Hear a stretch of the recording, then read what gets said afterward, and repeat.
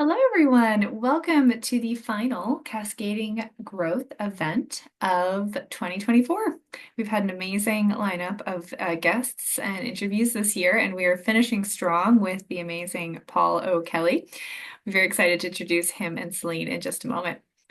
But first, a little bit of insight into the reason we've decided to run this series of events this year and why we'll be continuing with them in 2025.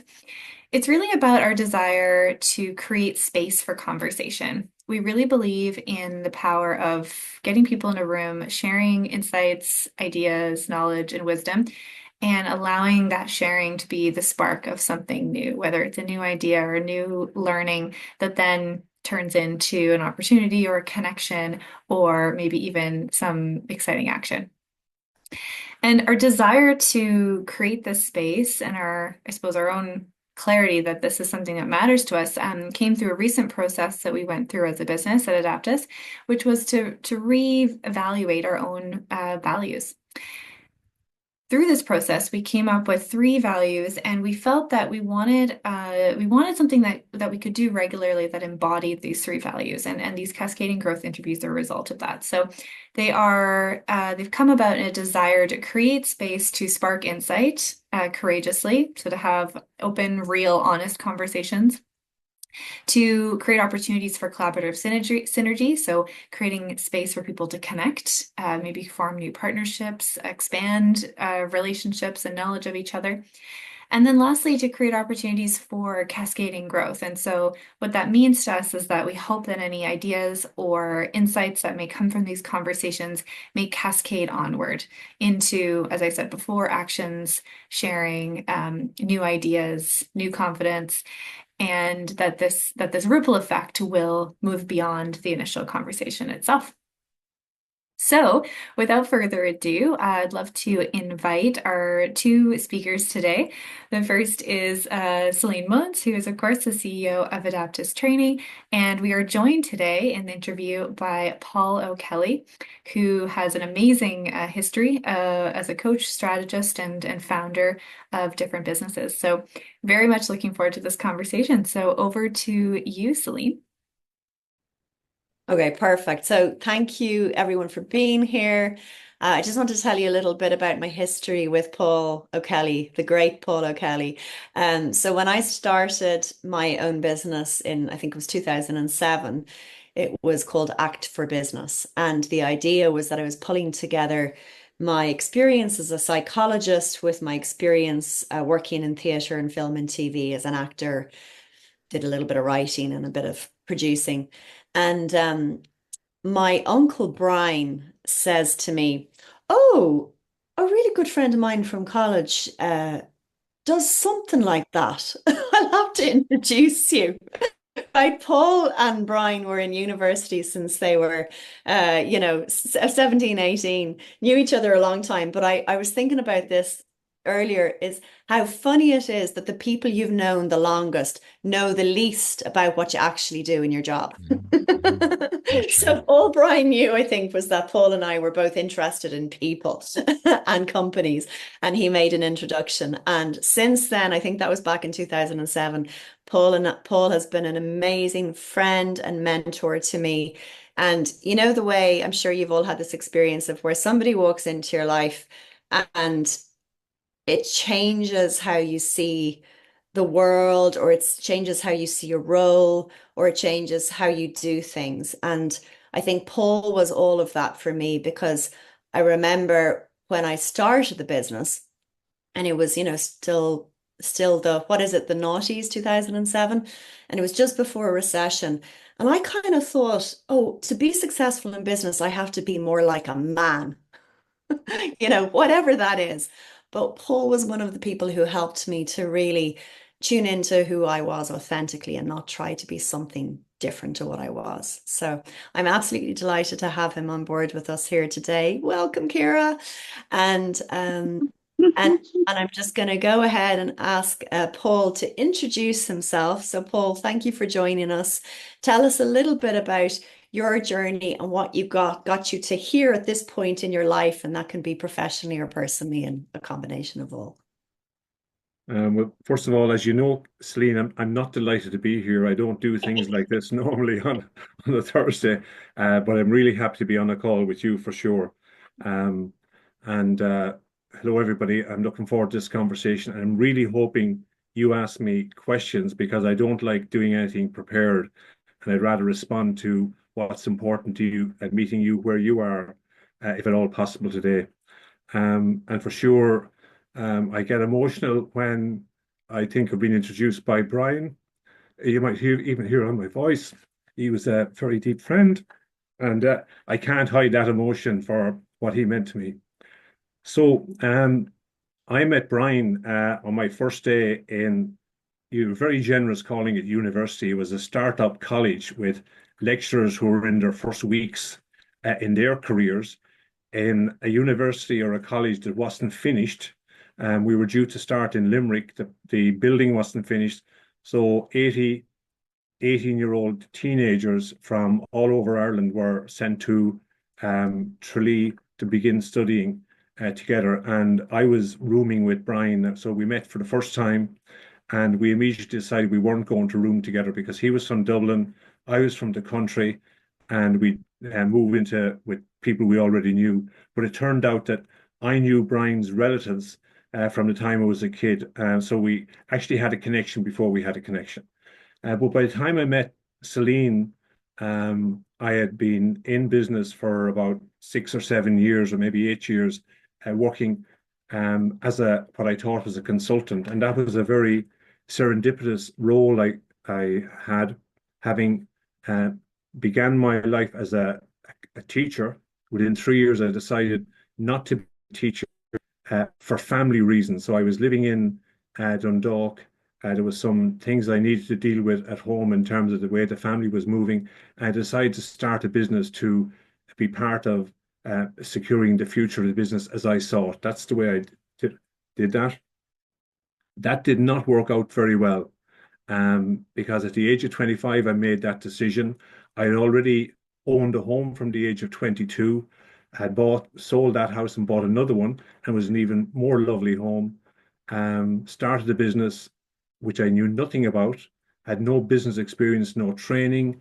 And 5 years later, I was completely skint, had no job, and was trying to figure out what I would do next. Through connections, I was got on a course for unemployed people without university education in marketing and sales on a FOSS course now called ANCO in Dublin. And luckily enough, that course hit some really hot buttons with me. First of all, I realized why the business I'd been in was never going to be viable. I learned a lot about that. And I learned enough about marketing and sales at a principal level in this 3 or 4 months course to be able to go for even an interview for jobs. I did 6 or 7 interviews. I turned up at one interview and there was no job on offer. What actually happened was they were looking for someone to do 6 days market research on behalf of what was then a Fortune 200 company that had an office in Dublin with no sales or marketing, purely manufacturing. And whatever went on in that conversation, they gave me a job to do a piece of research which was going to take 6 days. Um, and I discovered later the reason they gave me the job was they didn't have anyone else to do it, but they thought I had enough curiosity and hunger to take on this role. So they gave me an absolutely super brief for the job, and I just meticulously delivered the brief. The lucky thing was, as a student, I had done deep research into education in a very structured way, and I just followed that methodology, delivered a piece of research, and as a result of that, I was offered a 1 year contract for 5 or 6 days a month to do a deeper study into the European market for a product that this company was very successful in the United States. And that was the start of the career. By the time I met Celine, through referrals, I'd found several other clients, and it's still the same today. So I ended up having a Fortune 200 client, an Irish startup, a scaling professional services firm with about 20 or 30 people. And my role was helping those companies build their sales and marketing capability uh, in Ireland or internationally. So that's how the career started. and it's grown from that. And right now we're in a position where our client base is a mix of, we still have a company which is in the top 100 best liked companies in the US. It's a multi-billion dollar organization where we're working with the European division of that company, um, right across to a startup in County Laois, a scaling company in Galway, and companies in 5 or 6 different countries. So they're a mix of startups, scaling companies, not-for-profits, a national charity where we're doing work for emotional reasons. It's not a for-profit project ourselves. And our business now is on developing strategies, helping clients build a leadership capability to deliver that strategy, put in the execution systems and delivery systems so they can deliver those strategies successfully. And then coaching, built mainly around coaching the CEO and leadership team in growing at the pace that's required to scale the businesses, from startups to very large companies. Thanks, Paul. That's a lovely history of, and I know there's so many stories that you could tell us about your experiences over the years and what you've seen and what you've learned and who you've met, because your work has taken you all over the world. And I know you've worked with some incredibly amazing people. And I suppose, these sessions are about digging into values and what's important to us in business and life. Apologies, I forgot to say I've had to lock the dog in with me in here today because there's somebody doing some work and the dog doesn't like him at all. So Jeff, come here, come here. I might have to put him on my lap. Here. Good boy, come on. So Paul, I was just wondering, like we can even hear some of the values that are important to you in what you have shared with us there. I wrote down, curiosity, which you mentioned, which I've always seen in you, and then also I think a great capacity for learning and growth. Um, so they're just some of the things that I was pulling out and that I know about you. What have been the values that have been important to you? And when you reflect back on your life, the values that may have driven you in certain directions with your life, professionally and personally. Like, tell us a little bit about 2 or 3 of them. So that's a really big question. Yeah. And it's actually something which they keep on revealing themselves, and they get new names and new labels and narrowed down to behaviors, because it's whilst deep down there are things in there which sometimes we don't really understand ourselves. They really only become important when we're making decisions, and very often these decisions are made at times when there's either great potential or great risk. And sometimes we don't, and I'm talking about myself, don't dig into the values in the way that you might do if someone was coaching you. So the reason I mentioned that is that from the point of view of my work, um, I think it all comes from obviously the family values. I call them the DNA values, the things that just you end up with and which you live with and don't realize you're doing it. And some of them come from the fact that I was reared in a really super family, a great nurturing type of environment in the middle of a small town, where 100 yards down the road, my paternal grandparents lived, and another 400 yards down the road, there was my maternal grandparents were there, and we'd literally dozens of cousins around the place. My mother was one of 8 daughters, so um, and they all most of them lived in the area. So I was lived in a very secure, supportive community. So the sense of place, sense of family, sense of community, and the importance of that is deep in my DNA. And I chose to live in. I live now less than a mile from where I was born, despite many opportunities to go and live in other places. Where if you did some kind of an objective assessment of a great place to live, we wouldn't be getting the prizes, but it's a number spot for me. So that whole importance of community, the value of community to people, how people can thrive, and also the fact that there was no difference between one family or the other family. Like there was a sense of everyone had the same opportunity. Um, Another thing is that work was a very important part of our lives in the sense my mother was involved in a family business when I was younger. My father worked for himself. And so being and then helping up in my grandparents' business from a young age was something you just did naturally. But there was no real difference between work and play. It was all stuff you did and you enjoyed. And, if you're a young person of 10, 11, or 12 years of age and you're having the opportunity to go and spend a day with some man that's doing deliveries around the place, like that's an adventure. So there was really no differentiation. And the same is true today in the sense that I take on projects simply because I want to do them.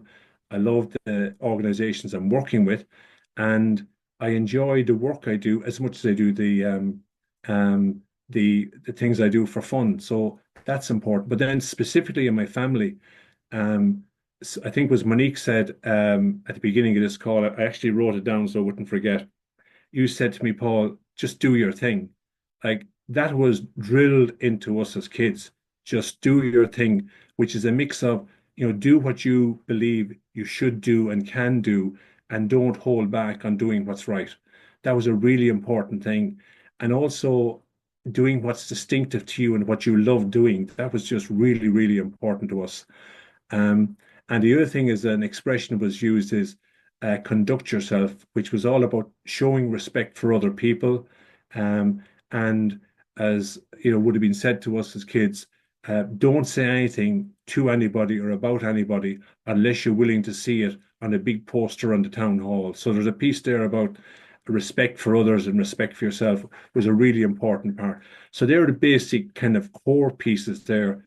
Um, in business terms, what really comes really important to me, and I can be a little bit, and that's an understatement, contrary with people in terms of encouraging them, being provocatively positive in putting out in front of them possibilities, expecting people to innovate, expecting them to learn, and finding ways if people are afraid of learning to take it on. Um, Encouraging people that no matter what the challenge is, they can figure it out somehow, and there's always a solution to these things.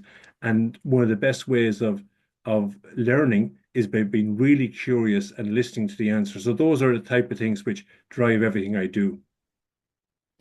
Yeah, and everything you say there resonates for all this time that I've known you, just your willingness to say yes and take on adventure and your drive to help your clients succeed and your family also.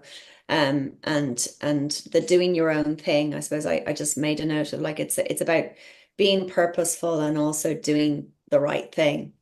Um, and very solution focused and yeah, provocatively positive. I love that phrase. Um, Paul, I remember many years ago, and it was soon after we first met. You were one of the first people who got me thinking about values and how important values are in life and work. And there was a number of things that had happened in your career that had helped you to work out what was important to you in business, the people you would partner with, the people that you would work with. Is there anything that you'd be happy to share there around experiences you had? Because often we work out the values that are important to us when we realize when either we're let down by somebody or we have a disagreement with somebody that maybe leads to us going our separate ways. I've often found that my values have become clearer to me when things go wrong rather than things going right. Is there anything that you could share with us there? Um, I say lots of things. Would I say the thing that helped me put structure on values as something to be considered and brought in. Interestingly, having gone through with my degree was in education and physical education, and by the time I got into business, I had um, very carefully studied coaching of different sports. I was into psychology, education, teaching, organizing, all that stuff was part of it. But there was never that I can remember any conversation about values as such was never put on the table in that way. And the first time I came across it in a structured way was actually as a result of work I was doing. So by coincidence, on three different projects around the same time, where I was asked to do work to help organizations expand their presence. One was an organization entering the European market, another was entering the UK market, and another was a US company coming to Europe. And in each of these cases, it just did not make sense. Just didn't make sense to me. I didn't know the business very well, but the basic briefing was have when I asked them questions didn't make sense. So I then figured out there was a thing called strategy, which I've still got a difficulty because I don't pronounce my THs or my ST strategy. I can't pronounce that word properly. So I did a lot of research and I read 5 or 6 books on strategy. When eventually I found a book called Strategic Business Planning, a Framework for Success, which was written by um, a guy who had been head of learning and development in what's now Ernst and Young. Before that, he ran a factory in the Far East with 3,000 employees, and he'd also been marketing director for a major global brand. The book was absolutely perfect for me. It was a step by step, chapter by chapter on how to develop and deliver a strategy. And in that, there's a chapter, and I have it on my desk because I just want to remind myself of the content. Business values and company culture. So here suddenly I'm in the world of business values and company culture. And I'm looking at it now, and it's still valid what's in there. But what's really interesting, even today, and it just reminded me of it, in his book, he had structure on policy setting values. In other words, what are the values that a company uses to make their policy setting decisions? And the titles are things like growth, independence, risk, etc., etc. And then there's organizational values, which are values which are around how the organization actually works around teamwork, independence, etc., etc. So since that time, values have been front and center in every project we've ever worked on. And I've become more conscious and aware of the values that the people I'm working with, the organizations, and it's a deep, obviously a very, very deep part of sports coaching and leadership coaching. But where on reflection I came across values was, in my first business that was a formal business, I'd washed cars and cleaned windows and all of that stuff as a teenager. Um, I had support in doing that from professionals. And the difference in the professionals I had supporting me that is that there were hands-off people who just did the tasks they were asked to do by the person that asked them. So therefore, they did not, in the way they provided the service, take responsibility for the learning or growth or the cop on that the people implementing these strategies or using the advice they got took on. So to me, there was a piece missing there in the base on which people were doing the work. So in a sense, one of the reasons, on top of 20% interest rates and all that stuff, I was not able to navigate through this because I did not have a coach. I did not have someone who was challenging me to change some of my behaviors, to learn things I needed to learn. I just worked harder and harder and harder. So to me, that was a real learning experience for me about what is important in the roles we have and how we play out those roles. Yeah, and Paul, I was just thinking something there as well, with those values that you, I guess your discovery of how important values were for organization Background. culture, Anyway, go on. for a success. I'll just mute Nisha there. She's just joined us.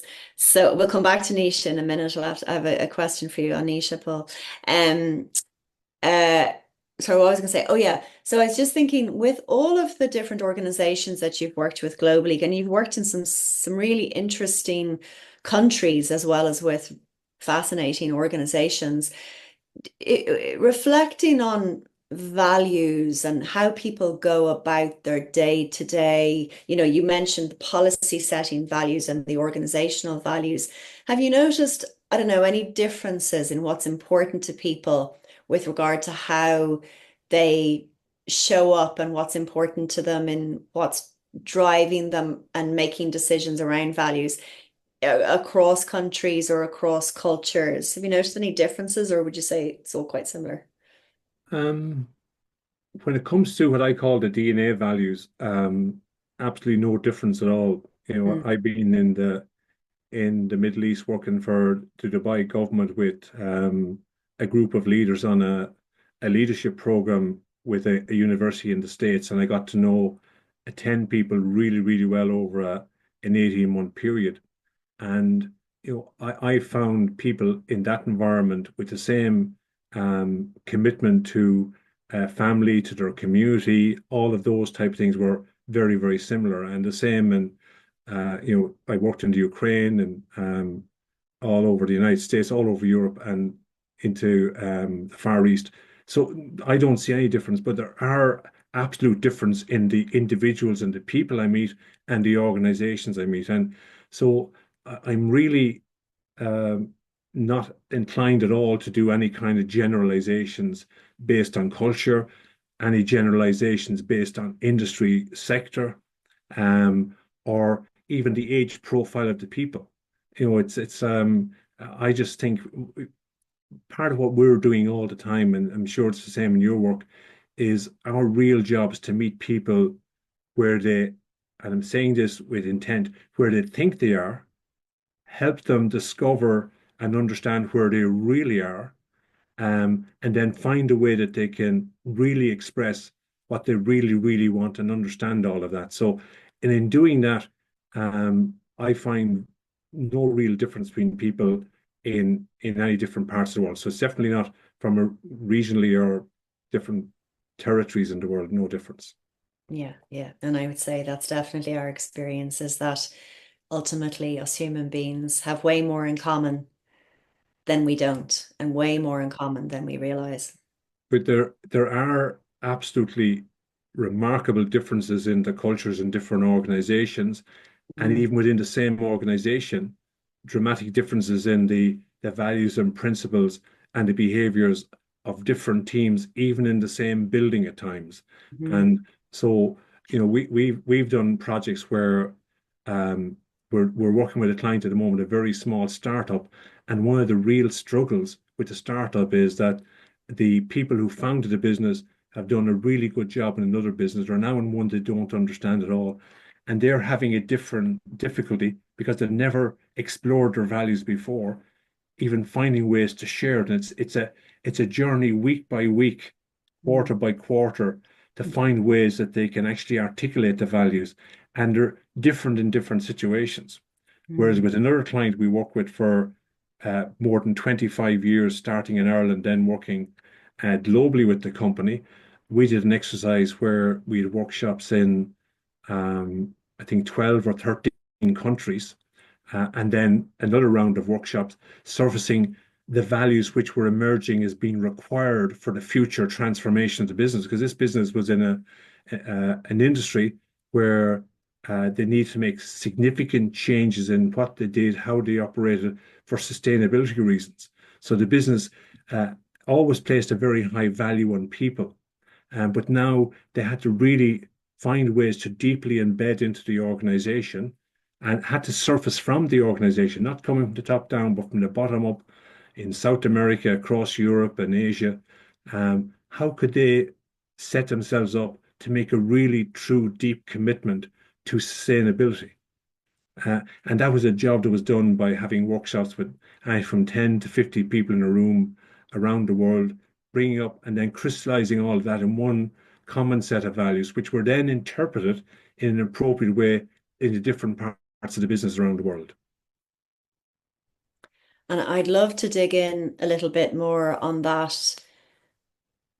But I really want to just open the floor to others to ask questions, make comments, share thoughts.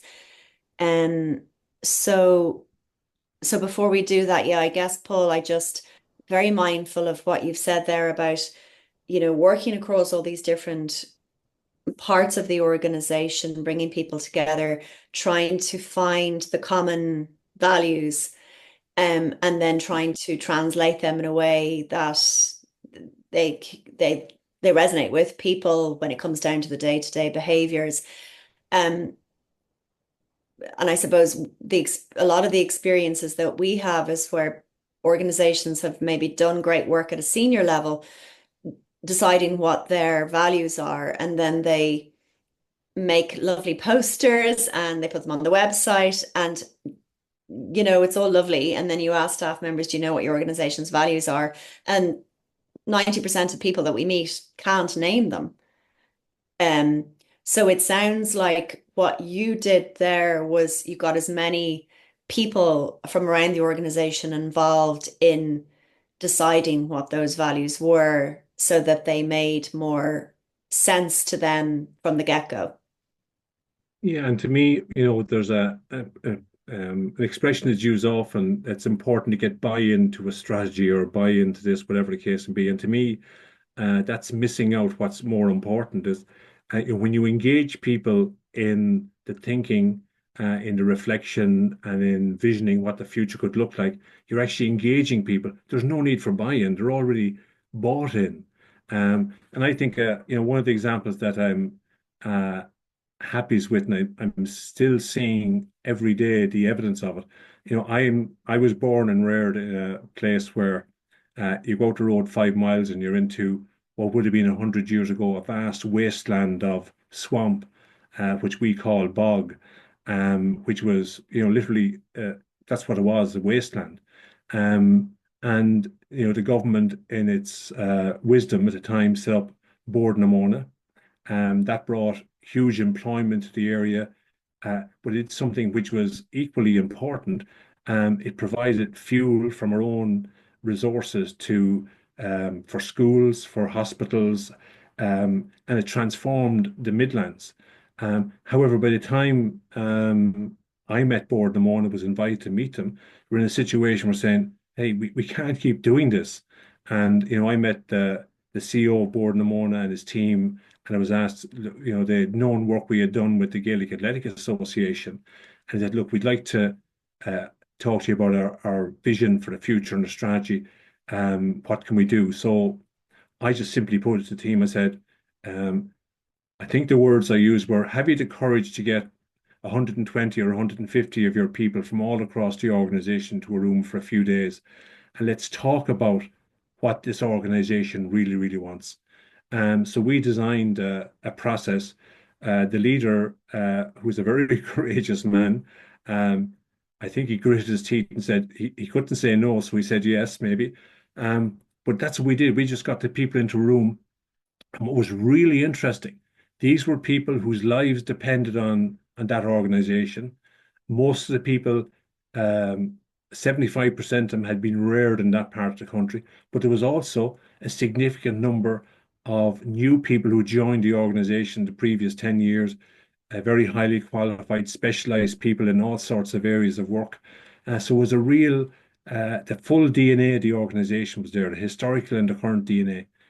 And it was in a room that someone used the phrase, "We need to turn this organization green." And that was decided in a room of people whose jobs depended on it being brown. And that's where it came from. So the whole vision and the ambition and what that would mean. But what was really important in the exercise, um, people from the outside might look and say, "Well, these people are destroying the environment and all." These people who worked there were really, really proud of their environment. The work they were doing in the boglands was meticulously done. The drainage system, which is not a good thing to do in today's knowledge about the environment, was very, very well designed. People were highly innovative. They designed systems for doing things, for building bridges in the middle of the bog, for running equipment across the place. So when the minute they said we want to go green, they were full of ideas and ways of doing it and commitment and buy-in to it. And that's an example of people getting a chance to express what was important to them, and they wanted place for their grandchildren. Yeah. So it was no problem selling it to those people. Yeah. Yeah. The details were difficult. You had to close a power station or a briquette factory. That was difficult. But making the decision to go a certain direction meant getting over the obstacles of the tough decisions that might affect people personally. Mm. They just had to be made. And if they had done it a different way and the CEO and the senior team had come up with their ideas or ways to do this and then put it upon or told everybody else what to do, it could have been a complete disaster. Yeah, Yeah, exactly. Yeah. yeah, yeah, yeah. So as you say, when people can um, input and take ownership of something, and then they're bought into the process from early on rather than trying to convince them later. Yeah, and you talk about values, and what's interesting for me is that through work I was doing with scaling businesses, I was in the States twice a year for at least a week, where for 2 days I was with uh, coaches, stroke consultants from all over the world. Uh, when it started off as a small number, but ended up being maybe 80, 100, 150 people. And then we'd have 2 days of really top class, excuse me, speakers on different topics in a big workshop. It could be 1,000 people, entrepreneurs, business people from all walks of life from around the world. And in one of those, one of the people um, mentioned appreciative inquiry and just said two sentences about it. I said, "My God, this is absolutely perfect stuff." So I think it was in Atlanta. I was out the door at the lunch break, and I was down. There was still Barnes and Noble or Waterstones in Atlanta, and I bought 3 books on appreciative inquiry. A couple of days later, I was on to email from one of the people describing the book who had done the strategic planning for a major US cellular company, saying, "Look, I'd love to find out more about this." I wrote to one of the authors. Um, the author was Amanda Tristan Bloom and Diana Whitney. And Diana Whitney became a mentor of ours and helped us design these projects. But here's the point. Um, that principle of everyone whose future it is in an organization being involved in the thinking and decision making is a fundamental principle we live with. And that's how communities work. If you think of really good communities, there's a mechanism whereby everyone's voice in the community is heard and the community makes a decision, not one or two people. And that's a thing that we believe is really important. So, and sometimes with clients, it's uh, that's part of the job, is figuring out a way of helping them see that that is a much more effective, faster, more efficient, more executable way of getting things done, is bringing people into it and helping them design the solution. And the big surprise lots of people get is that there are people all across the organization who have questions to be asked and things they see that can be done to improve the lot of clients, improved a lot of the people around them. And that's much more effective way of delivery. Here, here. I think we'll all agree with that. Well, another fantastic conversation to round out a year of fantastic conversations. Thank you to everyone who is here live and to everyone who caught up on this recording. As always, if there's something you have more questions or something that you're curious about off the back of this conversation, don't hesitate to reach out. You can reach us at the email down below. You can also find our website by scanning the QR code.